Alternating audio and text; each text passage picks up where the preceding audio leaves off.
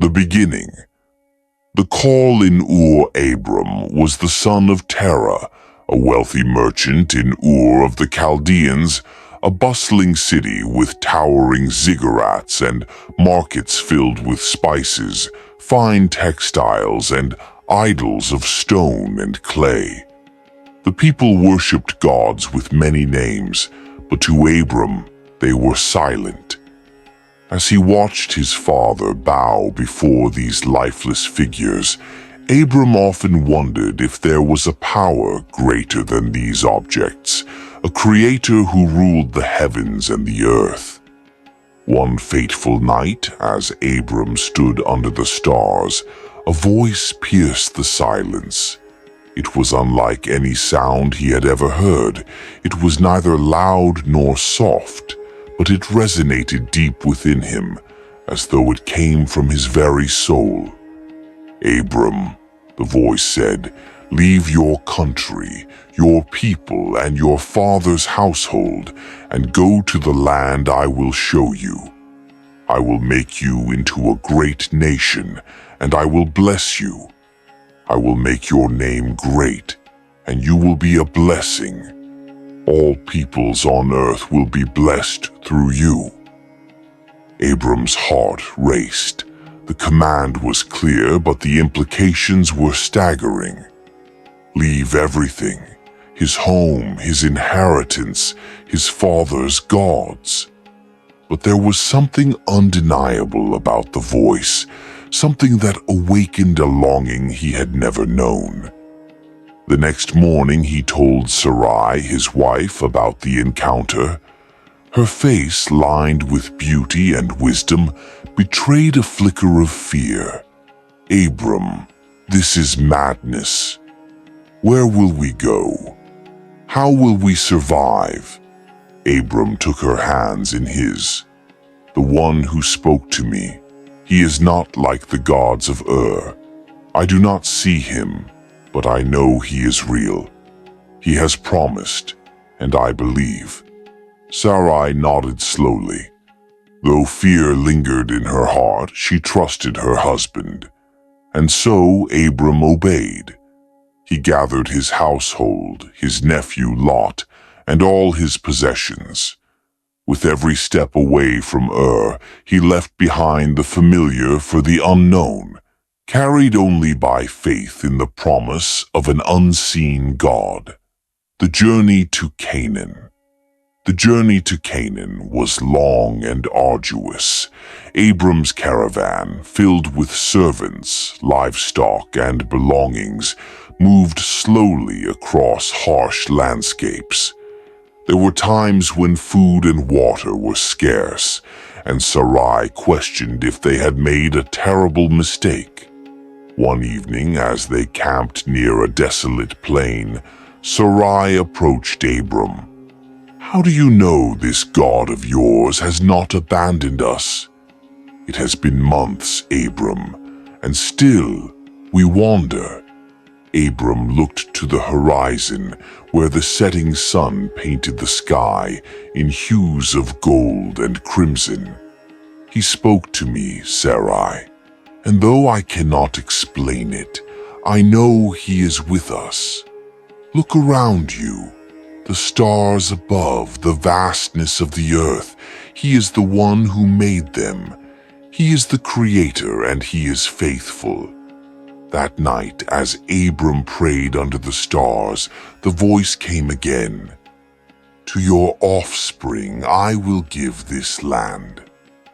Abram built an altar on that spot, a monument of stone, and called upon the name of the Lord. The land stretched vast and empty before him, but in his heart he saw it teeming with life, his descendants as numerous as the stars above. Egypt and the first test. A famine struck the land of Canaan, forcing Abram to seek refuge in Egypt. The journey into the foreign kingdom was fraught with anxiety. Sarai, with her striking beauty, caught the attention of many, and Abram feared for his life. "Say you are my sister," Abram told Sarai as they approached Egypt, "so that my life will be spared because of you." Though Sarai complied, the lie brought turmoil. Pharaoh took her into his palace, and Abram's heart was heavy with guilt. But the Lord intervened, striking Pharaoh's household with plagues until the truth was revealed. Pharaoh confronted Abram and sent him away, but not without enriching him with livestock and wealth. As they left Egypt, Abram reflected on his failure. His faith had faltered, but the Lord's protection had not. He resolved to trust God more deeply. The covenant and the stars years passed, and Abram prospered, but one promise remained unfulfilled. He had no child. He and Sarai were growing older, and the hope of an heir seemed to dwindle with each passing year. One night, as Abram prayed, the voice of God came to him in a vision. "Do not be afraid, Abram. I am your shield, your very great reward." Abram's heart ached as he responded, "Lord, what can you give me since I remain childless? A servant in my household will inherit my estate." The Lord's reply was firm and filled with promise. "This man will not be your heir, but a son coming from your own body will be your heir. Look up at the heavens and count the stars, if indeed you can count them. So shall your offspring be." Abram's eyes filled with tears as he gazed at the stars. Though he was old and Sarai was barren, he believed. That night, his faith was credited to him as righteousness. Ishmael and the test of patience. Impatience crept into Sarai's heart. "The Lord has kept me from bearing children," she said to Abram. "Go sleep with my servant Hagar. Perhaps I can build a family through her."